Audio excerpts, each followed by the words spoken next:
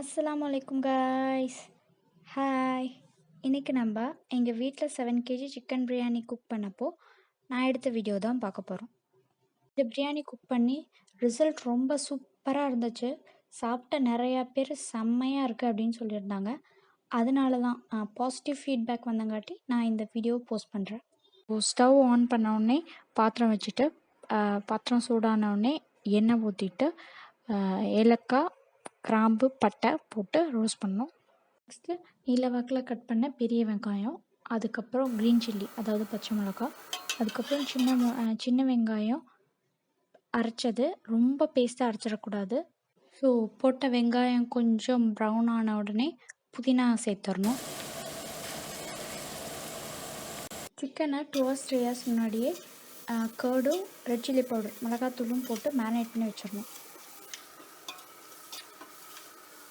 Next தக்காளி add பண்ணிக்கணும். நல்லா பழுத்த தக்காளி, எல்லாமே நாட்டு தக்காளி தான். தக்காளி அளவாக கரெக்டாக தான் ஆட் பண்ணணும், இல்லைன்னா பிரியாணி இல்லை, அது தக்காளி சாதம். எண்ணெய் எவ்வளோ லிட்டர் போட்டிங்க? 1.25 லிட்டர் எண்ணெய், 7 கிலோ அரிசி, எவ்வளோ கிலோ கோஷ்?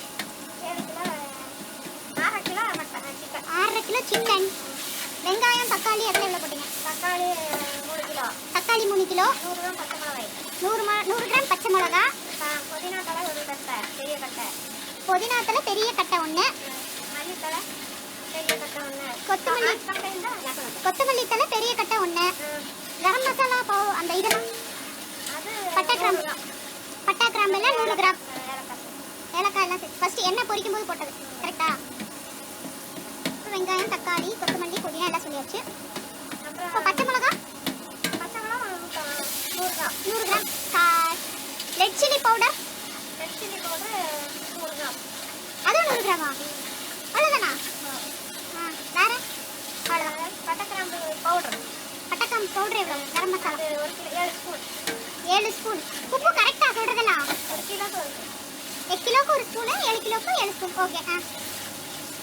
ஸ்பூனுன்னா அந்த ஸ்பூனா? குட்டி ஸ்பூனா? இஞ்சி பூண்டு பேஸ்ட்டு அதான் மெயின். 3/4 கிலோ இஞ்சி பூண்டு பேஸ்ட் 7 கிலோ. தண்ணி எவ்வளோ ஊற்றணும்? அல்ல அரிசிக்கு எவ்வளோ ஊற்றணும்?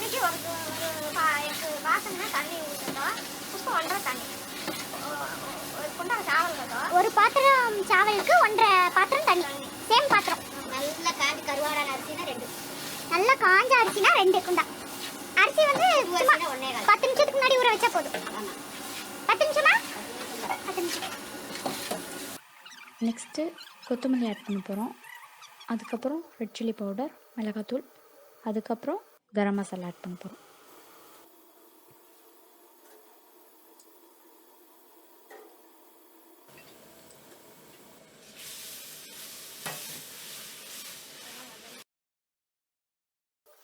நீங்கள் பார்த்தாலே தெரிஞ்சிருக்கும், சிக்கன் பீசஸ் எல்லாமே கொஞ்சம் medium to big size piece தான் போட்டிருக்கோம். ஏன்னா எங்களுக்கு இது பேக்கிங்க்கு ஈஸியாக இருக்கும். கரெக்டாக ஒரு பீஸ் இல்லைன்னா 2 பீஸ் போட்டு பேக் பண்ணுறதுக்கு ஈஸியாக இருக்கும். அப்புறம் வந்து என்னென்னா, நாங்கள் பிரியாணி கிண்டிகிட்டே இருப்போம் இல்லையா, ஸ்டிர் பண்ணிகிட்டே இருப்போம், ஃபுல் டைம் மிக்சிங்லேயே இருக்கும் பிரியாணி.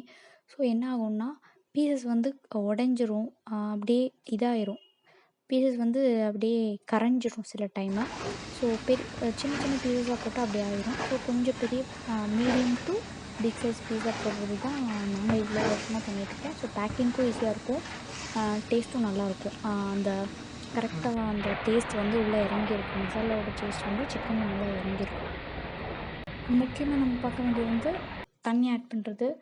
நீங்கள் எந்த டைப் ஆஃப் அரிசி யூஸ் பண்ணுறீங்களோ அதுக்கு தகுந்த மாதிரி கரெக்டாக தண்ணி ஆட் பண்ணிக்கோங்க. நம்ம இப்போ தம் பிரியாணி தான் பண்ண போகிறோம். ஸோ அதுக்கு தகுந்த மாதிரி கரெக்டாக நீங்கள் அரிசியோட புது அரிசி, பழைய அரிசி அந்த மாதிரி எல்லாம் சொல்லுவாங்க, அதுக்கு தகுந்த மாதிரி உங்களோட அரிசிக்கு தகுந்த மாதிரி தண்ணி ஆட் பண்ணிக்கோங்க. அப்புறம் சில்லி பவுடர், மிளகாத்தூளும் உப்பும் வந்து கடைசியாக கொஞ்சம் பார்த்து ஆட் பண்ணிக்கலாம்.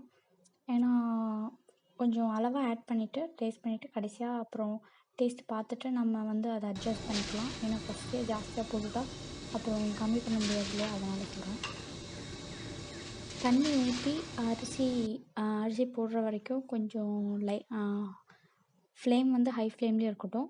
அப்புறம் கொதி வந்த உடனே மீடியம் ஃப்ளேம் கொண்டு வந்துடலாம்.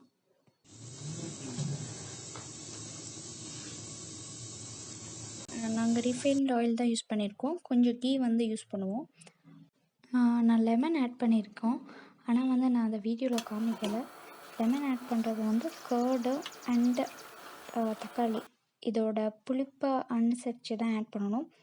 இப்போ கிடைக்கிற கர்டு பேக்கெட் கர்ட்ஸ்லாம் வந்து புளிப்பே இல்லாமல் கிடைக்கும். ஆனால் நம்ம வீட்டில் செய்கிற கர்டு முன்னாடி அது வந்து கொஞ்சம் புளிப்பாக இருக்கும். தக்காளியும் அதே மாதிரி தான். அதுக்கு தகுந்த மாதிரி தான் வந்து நம்ம லெமன் ஆட் பண்ணணும். இப்போ இதில் வந்து நாங்கள் 2 லெமன் ஆட் பண்ணியிருக்கோம். 2 lemon juice 2.5 lemon juice add பண்ணியிருக்கோம். எங்கள் வீட்டில் இயர்லி ஒன்ஸ் ஆர் ட்வைஸ் இந்த மாதிரி அபோவ் 5 kgsல பிரியாணி குக் பண்ணுவோம். அப்புறம் இந்த கன்சிஸ்டன்சி வரும்போது லோ ஃப்ளேமில் கொண்டு வந்துடணும். நாங்கள் செய்கிற பிரியாணியில் எப்போவுமே வந்து பிரிஞ்சி இலையோ ஸ்டார் அனீஸோ இல்லது இந்த கடையில் விற்கிற பிரியாணி மசாலா பவுடர் பேக்கெட்ஸோ அது வித் எந்த இன்க்ரீடியன்ஸும் யூஸ் பண்ண மாட்டோம். இதே இன்க்ரீடியன்ஸ் தான் ஃபாலோ பண்ணுவோம். இந்த இருக்கிறத மட்டும்தான் ஃபாலோ பண்ணுவோம். அந்த கரம் மசாலா கூட எங்கள் வீட்டில் அரைச்சது தான். நாங்கள் வீட்டிலேயே அரைச்சி யூஸ் பண்ணுறது தான். எப்போவுமே அதுதான் யூஸ் பண்ணுவோம். நிறைய பேர் என்ன நினச்சிக்கிறாங்கன்னா பிரியாணியில் நிறைய டிஃப்ரெண்ட் கைண்ட்ஸ் ஆஃப் ஸ்பைசஸ்ஸு அப்புறம் மசாலாலாம் ஆட் பண்ணால் வந்து பிரியாணி பயங்கர டேஸ்டியாக வரும் அப்படின்னு நினச்சிக்கிறாங்க. ஆக்சுவலாக எனக்கு தெரிஞ்ச வரைக்கும் நான் சாப்பிட்ட வரைக்கும் சொல்கிறேன். எங்கள் வீட்டில் செஞ்ச இந்த பிரியாணி தான் எனக்கு எப்போவுமே பிடிக்கும். வெளியில் செய்கிற இந்த ஹோட்டலில் கிடைக்கிற பாஸ்மதி ரைஸ் பிரியாணியும் அப்புறம் கேரளா ஸ்டைல் பிரியாணி ஒயிட் பிரியாணி அதெல்லாம் எனக்கு அவ்வளோவா பிடிக்காது. பிரியாணினாலே தமிழ்நாடு பிரியாணி தான். அதை வந்து எது கூடயும் கம்பேர் பண்ண முடியாது. என்னை கேட்டால் ரொம்பவே நல்லா இருக்கும். பட் எனக்கு ஜீரக சம்பாவில் செஞ்ச பிரியாணி தான் ரொம்ப பிடிக்கும். Personal favourite. பிரியாணிக்கு டேஸ்ட் கொடுக்க போகிறதே அரிசி, சிக்கன், அப்புறம் இந்த கரம் மசாலா பவுட்ரு அவ்வளோதான். வேறு எதுவுமே வந்து நமக்கு டேஸ்ட் கொடுக்க போகிறது எனக்கு கொஞ்சம். அரிசி வந்து நாங்கள் ஜீரக சம்பா அரிசி தான் யூஸ் பண்ணுவோம். ஸ்பெசிஃபிக்காக துறையூர் ஜீரக சம்பா அப்படின்னு சொல்லுவாங்க, அதுதான் யூஸ் பண்ணுறோம். அப்புறம் சிக்கன் வந்து எப்போவுமே வந்து பிரியாணிக்கு சிக்கன் 7 kg இப்போது அரிசி எடுத்துருக்கோம். நாங்கள் 6.5 kg சிக்கன் போட்டிருக்கோம். ஆக்சுவலாக எப்போவுமே இப்படி தான் போடணும். ஒன்று 7னா 7 போட்டுக்கோங்க, இல்லைனா 6.5 யூஸ் பண்ணிக்கோங்க. அதுக்கு கம்மியாக போனால் கண்டிப்பாக டேஸ்ட்டே இருக்காது. ரொம்ப ஒரு ஆவரேஜ் பிரியாணி மாதிரி தான் இருக்கும்.